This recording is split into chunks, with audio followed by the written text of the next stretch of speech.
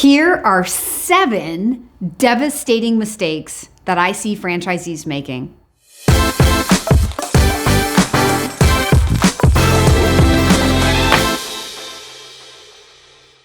Number 7, not following the proven system.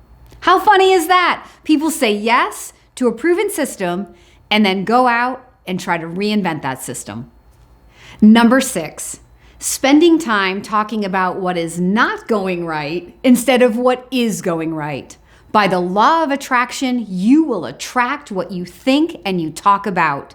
So if things are not going right and that's what you continue to talk about, then that's what you're going to continue to perpetuate. If you want things to go right, you've got to talk about what is going right.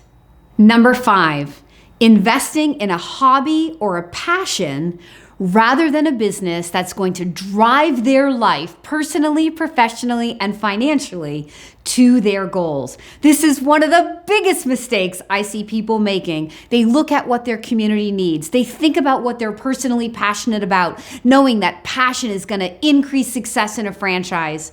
But in all of my years of franchise consulting, I have never proven those 2 investing ideas to be the best strategy that leads to happily ever after in your franchise investment.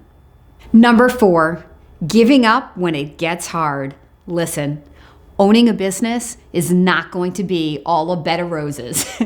It's going to be harder than we think it's going to be, harder than we want it to be. But if you want to be successful, you have to stay committed to work through those challenges. Sometimes the real learning experiences that come out of the hardest parts of business ownership are the experiences that then propel us to go on to become successful. Number 3, saying yes to the franchise and then looking to the franchisor to make them successful. This one drives me crazy. There's this pervasive thing in franchising that it's the franchisor's job to make you successful. Where did this come from? Franchising is about ownership. It's about owning your life. People come to the moment because they want to own their financial future. And then they say yes, and they're like a deer in headlights staring at the franchisor as if, okay, what are you going to do to help me be successful now? I'm not saying the franchisor should not be there to support you, but the franchisor is not there to do it for you. This is ownership. It means waking up and owning it. Number 2, blaming anyone other than yourself for what's not going right. I know this is super harsh advice that nobody really wants to hear, but I have to give credit where credit is due. And the CEO of Franchoice taught me this one over the last 20 years.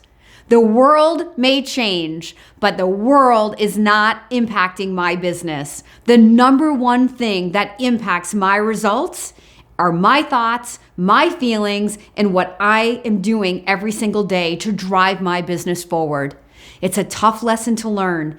It's so easy to want to blame the economy, the president, the recession, the pandemic, or a million other things that, yes, can make our businesses more challenging. But if your business is not where you want it to be, it is not because of those things. The only thing that will impact your business negatively or positively is your belief about your business. So please don't blame anyone other than you when things are not going right. Look in the mirror, own it, and then change it. And number 1, the absolute biggest mistake I see people making is investing in a franchise that they cannot properly afford. Look, the number 1 reason that businesses fail is because people run out of money.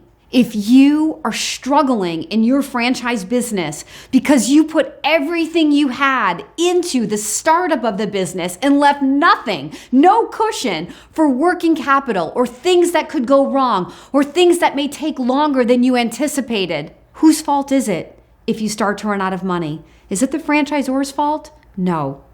So please do your due diligence, ask the right questions, talk to the right people.